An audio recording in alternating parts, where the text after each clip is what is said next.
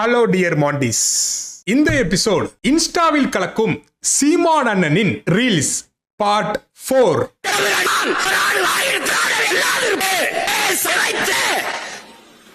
தலை குனிஞ்சு வச்சு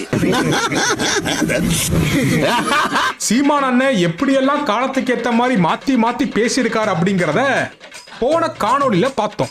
அதோட தொடர்ச்சி தான் இந்த பாகம். முதல்ல நம்ம பார்க்க போறது, இப்போ நீங்க ஒரு கம்பெனியோ இல்ல ஒரு கட்சியோ வச்சு நடத்துறீங்க அப்படின்னா உங்களுக்குன்னு ஒரு கொள்கை, அதாவது டேர்ம்ஸ் அண்ட் கண்டிஷன் இருக்கும். அந்த டேர்ம்ஸ் அண்ட் கண்டிஷன் 2 நாளைக்கு ஒரு வாட்டி மாத்துவீங்களா? அண்ணன் மாத்திருக்காரு. கிறிஸ்துவ பிறப்புக்கு முன் நாங்கள் திமுகவை வீழ்த்த வந்தவர்கள் அல்ல, அதிமுகவை வீழ்த்த வந்தவர்கள் அல்ல. எங்களுடைய நோக்கம், எங்களுடைய கனவு, எங்களுடைய பயணம் என்பது திராவிடம் ஒளி என்பதல்ல, தமிழ் தேசியம் வெல்க வளர்க என்பதுதான். கிறிஸ்துவ பிறப்புக்கு பின் திமுக யாரு? அண்ணா தோற்றுவித்தது. அதை ஒழிக்கணும்னு நினைக்கிறோம். எங்களுடைய நோக்கம், எங்களுடைய கனவு, எங்களுடைய பயணம் என்பது திராவிடம் ஒளி என்பதல்ல. திமுக யாரு? அண்ணா தோற்றுவித்தது. அதை ஒழிக்கணும்னு நினைக்கிறோம். திரைக்கதை, ஏக்கம், வசனம், நாம் தனிமை கட்சி. அண்ணன் சீமான் அவர்கள் 2 நாளைக்கு முன்னாடி ஒரு கொள்கையும் 2 நாளைக்கு அப்புறம் ஒரு கொள்கையும் மாத்தினதை பார்த்தோம். ஒரு லைவ் டெலிகாஸ்ட்ல 2 நிமிஷத்துக்கு இடைவெளியில அண்ணனுக்கு மூட் ஸ்விங்ஸ் எப்படியெல்லாம் மாறுது அப்படிங்கறத ஒரு வீடியோ பதிவா இங்க இப்ப பாப்போம். திமுக யாரு? அண்ணா தோற்றுவித்தது. அதை ஒழிக்கணும்னு நினைக்கிறோம். 2 minutes later. பேரறிஞர் அண்ணா அவர்களை நாங்க ஏன் தொடாம இருக்கோம்னா, அவர் போராடி 47 கட்சி ஆரம்பிச்சு 67 இப்ப ஆட்சிக்கு 49 ஆரம்பிச்சு 67 1.5 ஆண்டுகள் தான் இருக்குது. ஒருவேளை அவர் 5 ஆண்டுகள் ஆட்சியை முழுமையா பண்ணியிருந்தா நல்ல ஆட்சி கொடுத்து நிறைவு செஞ்சு தொடங்கி இருக்கலாம். ஒரு கெடுவாய்ப்பா அவர் 1.5 ஆண்டுகளை இறந்துறாரு. அவருடைய ஆட்சியில குறை சொல்ல முடியாது. என்னங்க எனக்கு ஒண்ணுமே புரியல. அதுதானப்பா எனக்கும் புரியல. 2 நிமிஷத்துக்கு முன்னாடி ஒரு மனுஷன் இப்படி இருப்பான், 2 நிமிஷத்துக்கு அப்புறம் ஒரு மனுஷன் அப்படி இருப்பான். இதெல்லாம் மனிதனோட பரிணாம வளர்ச்சியில ஒரு அங்கமப்பா. ஒன்று சாலையில அந்த ஓரத்துல நில்லு, இல்ல இந்த ஓரத்துல நில்லு. அண்ணன் சீமான் அவர்கள் இதெல்லாம் ஒரு கொள்கையா? என்னடா கொள்கை? என்னடா உங்க கொள்கைன்னு கேட்டேன். என்னடா உங்க கொள்கை? அதே போல ரொம்ப தெளிவா தன்னுடைய கொள்கையை முன்வச்சார். செகுலரிசம், சோசியல் ஜஸ்டிஸ் தான் என்னுடைய ஐடியாலஜி. சமூக நீதி, ஜனநாயக அரசியல். தலைவனே பேசியிருக்கானா? அவரே சொல்றாரா? Very good, very good, brilliant. நான் கையில் எடுத்துக்கிறேன். ஏன் வேலுநாச்சியார் கையில் எடுத்துக்கிறேன்? ஏன் அஞ்சலியம்மாள் கையில் எடுத்துக்கிறேன்? ஏன் கர்மவீர காமராஜர் கையில் எடுத்துக்கிறேன்? ஏன் அண்ணல் அம்பேத்கர் கையில் எடுத்துக்கிறேன்? அப்படிங்கிற மிக தெளிவாக உடைச்சு பேசாரு. சமூக நீதி, சமத்துவம், சகோதரத்துவம் தான் ஒட்டுமொத்தமான எல்லா கட்சியோட கொள்கையா இருக்கு. ஆனா கொள்கையை உள்ள வச்சுட்டு வெளியே நடக்கிறது ஒண்ணா இருக்கு. நம்ம அப்படி நம்ம வெளிப்படையா பிராங்க உடைச்சு பேசிடுவோம். தலைவனே சொல்லிட்டான். சட்டை மாமா வேற லெவல்.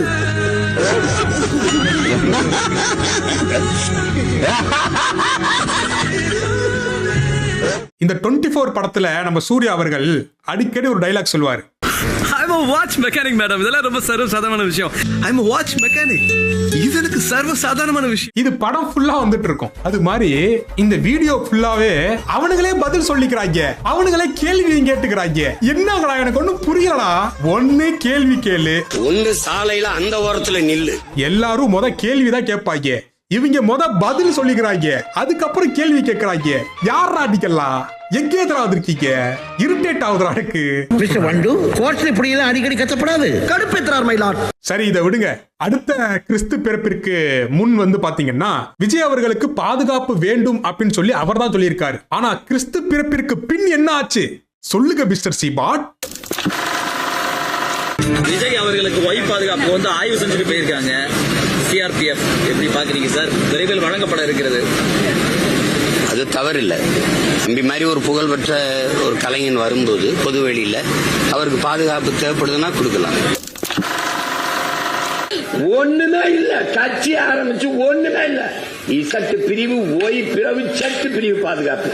சத்தியத்தின் மகன் நான் சத்தியம் தான் பேசுவேன். நேத்து ஒரு சத்தியம் பண்றீங்க, நாளைக்கு ஒரு சத்தியம் பண்றீங்க, இடையில இன்னைக்கு ஒரு சத்தியம் பண்றீங்க. இதுல எந்த சத்தியத்தை நீங்க பேசுறீங்கன்னு யாருக்கு தெரியும்? சந்தேகம் வருதா இல்லையா? நீ நடுவாளி நின்னா லாரி அடிச்சு செத்து போயிடா பாத்துக்க. சீமான் அவர்கள் எதுக்கு கட்சி ஆரம்பிச்சிருக்காரு? எவனாச்சும் ஒருத்தன் விஜயை எதிர்க்க தான் கட்சி ஆரம்பிச்சிருக்கான் அப்படின்னு நீங்க சொன்னீங்கடா, அது கிறிஸ்து பிறப்பிற்கு முன். புரியுதா?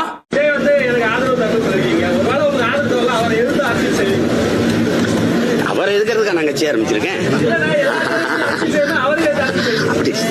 தம்பி, நான் ஒரு உயர்ந்த நோக்கத்துக்காக இப்ப அரசியல் தொடங்கி அரசியல் பயணம் செஞ்சுட்டு இருக்கேன். உங்களை எதிர்க்கிறது, இவர் எதிர்க்கிறது, அது எதிர்க்கிறது அப்படி இல்ல. மாசத்தின் சொன்னதுதான். வன்முறையின் மீது தீராத காதல் கொண்ட மன நோயாளிகள் அல்ல நாங்கள். எல்லாரையும் எதுக்கணுங்கிற ஒரு இது ஒரு மன நோயாளிகள் அல்ல நாங்கள். புலி வெறி கொண்டு வேட்டையாடி போகும்போது குறுக்குமருக்குமா அப்ப பத்திரமா மரத்துல ஏறி இருப்பா, போப்பா கிளை ஏறி போ. அணிலே ஓரமா போய் விளையாட அணிலே, குறுக்க வராத அணிலே.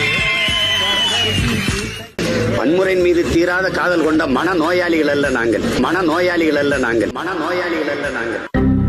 இந்த சில பேர் வேண்டுதலுக்காக அழகு குத்திப்பாங்க இல்லையா, அத பத்தி நம்ம சீமான் அண்ணன் ஏத்திஸ்டா இருக்கும் போது பேசியிருக்காரு ஒரு விஷயம். அதாவது கிறிஸ்து பிறப்பிற்கு முன் எடுக்கப்பட்ட வீடியோ.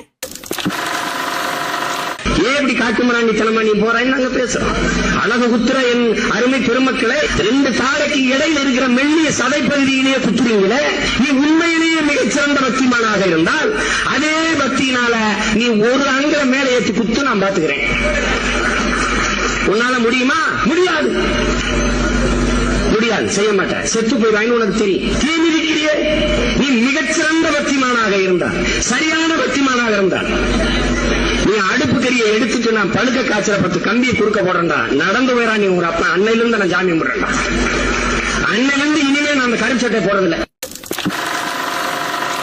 விழா குத்தி ஆடுவான், வேலை இங்க குத்துவான். எதற்காக? பழக்கிறான், தமிழனை பறக்கிறான், விழா காலங்களில் பழக்கிறான். டேய், வேலை குத்துனா இவ்வளவுதான்டா வலிக்கும், வாழை குத்துனா இவ்வளவுதான்டா வலிக்கும், போர் என்றவன அவ்வளவுதான் வலிக்கும், கடியா கம்ப எடுத்துட்டு கிளம்பிடுறான். இதுதான் நடக்குது.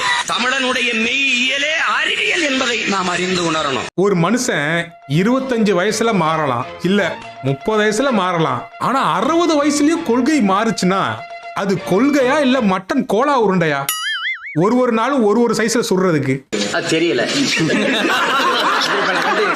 ஒரு மயில் கதை ஒண்ணு சொல்றாருங்க. நேத்து ஒரு கதை சொல்றாப்ல, நைட்டு என்ன புத்தகம் படிச்சாருன்னு தெரியல, அடுத்த நாள் அதே கதையை வேற மாதிரி சொல்றாப்ல. மயில் கேட்கல, மயில் குளிர்ல தான் தோகை விரித்து ஆடும். ஆனால் அந்த மயில் குளிரில் நடுங்குகிறதோ என்று எண்ணி அஞ்சி போர்வையை போர்த்தி நான் பேகன். அதனால் அவன் ஆக சிறந்த கொடை வல்லன். இல்ல ஒரு 2-3 லைன் கொஞ்சம் வேற மாதிரி ட்ரை பண்ணலாம். மயில் நம்ம பாட்டன்ட்ட எனக்கு போர்வை கொடு குளிர்ந்து பேகன்னு கேட்கல. அந்த செயல் உண்மையிலே பைத்தியக்கார செயல், உண்மையிலே பைத்தியக்காரத்தனம். ஏன்னா மயில் சிலு சிலு சிலு சிலு அந்த குளிர் காற்று அடிக்கும் போது தான் தோகையை விரிச்சு ஆடும். இவன் நம்ம பாட்டை போர்வை போட்டு கொண்டு விட்டான். அதாவது இந்த 23ஆம் புலிகேஸ்ல ஒரு டைலாக் வரும் பார்த்திருக்கீங்களா? எங்கே போனாலும் பொத்திக்கொண்டே வருவீர்களா, சொல்ல வேண்டியதான இங்க பாதை இல்லை என்று அப்படின்னு ஒரு டைலாக் ஒன்று சொல்லுவாப்ல. அதே மாதிரி என்ன சொன்னாலும் பொத்திக்கிட்டே கேட்பீங்களா, ஏன்ச்சு சொல்லுங்களேடா. நேத்து ஒரு கதை சொன்னீங்கன்னா இன்னைக்கு புதுசா ஒரு கதை சொல்றீங்கன்னு என்னென்ன இதுன்னு கேளுங்கடா. பொத்திக்கிட்டே உட்காந்துருக்கீங்க. யாரா நீங்கெல்லாம்? ஒரு கட்சியில ஒருத்தருக்கு ஞாபகம் மறந்து இருக்கலாம், ஒரு கூட்டமே வாடா மறந்துடுவீங்க. என்னடா காலங்காலமா இப்படியே பண்ணிட்டு இருக்கீங்க, அநியாயம் பண்றீங்கடா. நேத்து ஒண்ணு பேசுறீங்க, இன்னைக்கு ஒண்ணு பேசுறீங்க. ஏண்டா நியாயமா பண்ணுங்கடா, அநியாயம் பண்ணாதீங்க. மக்களே, கிருஷ்ணர் இருக்காரு தெரியுமா? அவர் ஒரு பொறுக்கி. இருங்க ஒரு நிமிஷம், அத நான் சொல்லலைங்க, அண்ணன் தாங்க சொல்றாரு. இந்த கிருஷ்ணன் பையன் யாரு தெரியுமா? கிருஷ்ணன். அந்த பெண்கள் எல்லாம், ஆடு மேய்க்கிற இடையர் குல பெண்கள் எல்லாம் ஒரு குளத்துல குளிச்சுக்கிட்டு இருந்தாங்க. இந்த பொறுக்கி நாய் ஓடி போய் அந்த பிள்ளையை கட்டிட்டு இந்த துணிமணிகளாம் எடுத்துக்கிட்டு மரத்துல இருந்தாங்க. இந்த பிள்ளைய உடைய கலாண்டு போயிட்டான கிருஷ்ணா, கிருஷ்ணா குடுத்துருன்ட்டு மார்பகங்களை இப்படி மறைச்சிக்கிட்டு இப்படி பக்கவாட்டிலேயே நடந்து போகுது அந்த பிள்ளை. அவன் சொல்றான் பாருங்க, எவ்வளவு கண்ணியமிக்க கடவுள், 2 கையும் நீங்க ஏந்தி கேட்டாத்தான் தருவேங்க. உண்மையிலேயே நல்ல மான ரோசம் உள்ள தாய்மார்களா இருந்தா நாளையில இருந்து நீங்க கிருஷ்ணனுக்கோ கண்ணனுக்கோ கோயிலுக்கு கூப்பிடுங்க. உண்மையிலேயே அவனெல்லாம் ஈவ்டீச்சிங்ல உள்ளதுக்கு போய் செருப்பு கேட்டீங்க. நாய, இந்த நாய பொம்பளை பிள்ளைல பார்த்தாலே ஈவ்டீச்சிங்கிறான். இவன் இவ்வளவு சேட்டை செஞ்சிருக்கான் அந்த பொறிக்கு நாய், இவனை கடவுள்னு கும்பிடுன்ற. இவ்வளவு மட்டமா ஒருத்தரை பத்தி விமர்சிச்சுட்டு இவர் சொன்னதை இவரே மறந்துட்டு, தம்பிகள் ஒரு கேனப்பயலுக தானே, நாம் என்ன சொன்னாலும் பொத்திக்கொண்டே கேட்பவர்கள் தானே அப்படி என்று நினைத்துக்கொண்டு இன்னைக்கு என்ன தெரியுமா பேசுறாரு? இரண்டாவது தாய் நிலத்தின் தலைவனும் இறைவனுமாய மாயோன் பெரும்புகளை அருள் புகழை போற்றுவதில் அவன் பிள்ளைகள் பெருமை அடைகிறோம், மகிழ்கிறோம். பெருநிலமான முல்லை நிலத்தின் தலைவனாகவும் இறைவனாகவும் இருந்த எங்கள் மாயோன் கண்ணன் என்றும் கிருஷ்ணன் கிருஷ்ண பரமாத்மாவென்றும் திருமால் பெருமாள் என்றும் அழைக்கப்பட்டு இந்த பெருநிலம் முழுமைக்கும் போற்றப்படுகிற பேரிரையாக இருப்பது தமிழினத்தின் மக்களுக்கு பெருமையும் சிறப்புமாகும். எங்களுடைய இரண்டாவது தாய் நிலத்தின் தலைவனும் இறைவனுமாய மாயோன் பெரும்புகளை அருள் புகழை போற்றுவதில் அவன் பிள்ளைகள் பெருமை அடைகிறோம், மகிழ்கிறோம். அந்த இறையுடைய பேரருள் எம் இனம் தாண்டி இந்த நாடு தாண்டி உலகெங்கும் வாழ்கிற எல்லோருக்கும் கிடைக்க வேண்டுகிறோம். மாயோன் அருள் புகழை போற்றுகிறோம். அந்த கிருஷ்ணன் பையன் யாரு தெரியுமா? கிருஷ்ணன். ஒரு மனுஷனுக்கு இறந்த பிறகுதான் மறு ஜன்மம் அப்படிங்கிறது ஸ்டார்ட் ஆகும். இருக்கும் போதே இன்னொரு ஜன்மம் ஸ்டார்ட் ஆகி போன ஜன்மத்துல கடவுளை விமர்சிச்சுட்டு இந்த ஜன்மத்துல அவரே வாயால தன் வாயால கடவுள் என்று சொல்லிட்டு என்னங்க ஐயா டெய்லியும் ஒரு புத்தகத்தை படிச்சுட்டு வந்து அதுதான் உண்மை அப்படின்னு சொல்லி நம்பி ஒன்னு சொல்றாரு. அதுக்கப்புறம் வேற ஒருத்தன் புத்தகம் கொடுக்கறான் போல, அதையும் படிச்சுட்டு வந்து உண்மைன்னு சொல்லி ஒப்பிக்கிறாரு. என்னன்னா daily choose the best answer மாதிரி விளையாண்டுட்டு இருக்கீங்க. கொடுமடா. சுவாரஸ்யமாக பேசுவதாக நினைத்து அண்ணன் சீமான் கூறும் சில தகவல்கள் உண்மைக்கு மாறாக இருப்பது ஆதாரத்துடன் அடிக்கடி அம்பலப்பட்டு வருகிறது. ஒருத்தனுக்கு சொல் புத்தி இல்லன்னா சுய புத்தி இருக்குங்குவாங்க. சுய புத்தியும் இல்ல, சொல் புத்தியும் இல்ல, எந்த புத்தியுமே இல்ல அப்படின்னா அது ஒரு தத்தி. என்ன சொல்ல சொன்னா என்ன சொல்லிட்டு இருக்க? மக்களே, அடுத்த வீடியோ பத்தி சொல்லணும்னா, ஒரு காலத்துல மாட்டுக்கறியில தான் நிறைய புரோட்டீன் இருக்கு அப்படின்னு சொன்னவாரு. ஆனா இன்னைக்கு என்ன பண்றாரு?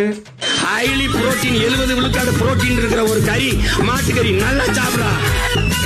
ரொம்ப சோர்வா இருக்க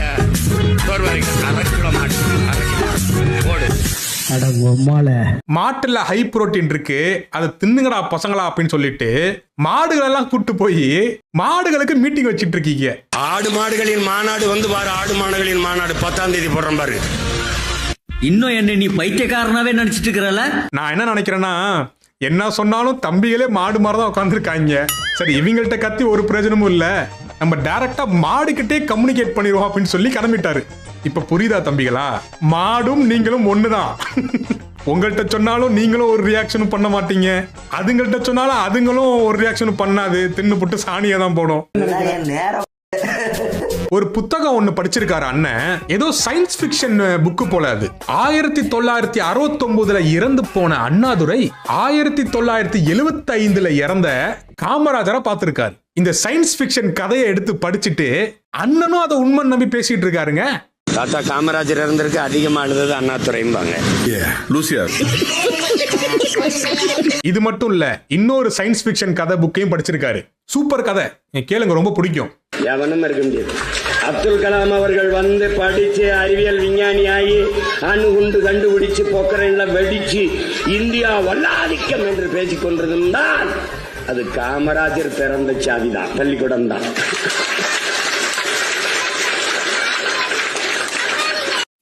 எவனும் இருக்க முடியாது.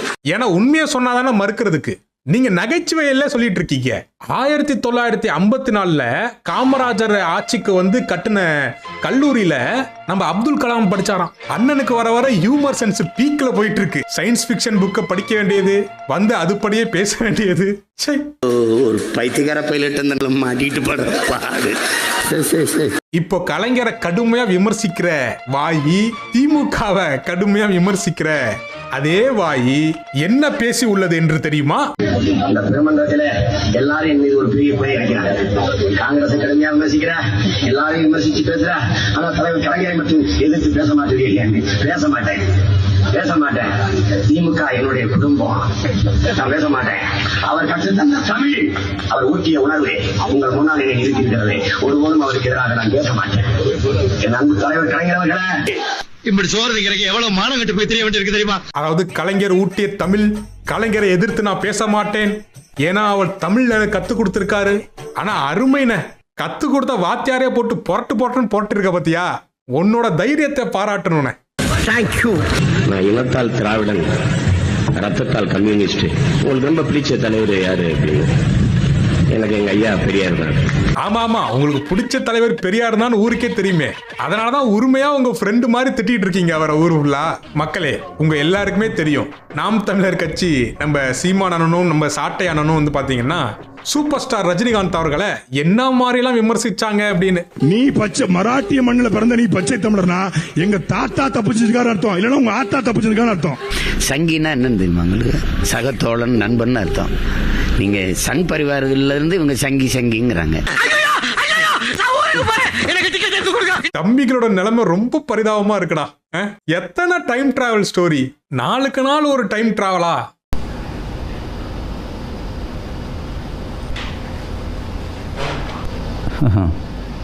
எவ்வளோ யோசிக்க வேண்டியிருக்கு பார்த்தீங்களா? அதான் பதில். ஹலோ, நீங்க யாரு? என்டிகே கட்சிங்களானா? நான் இப்ப வந்து தஞ்சாவூர்ல இருக்கிறேன்.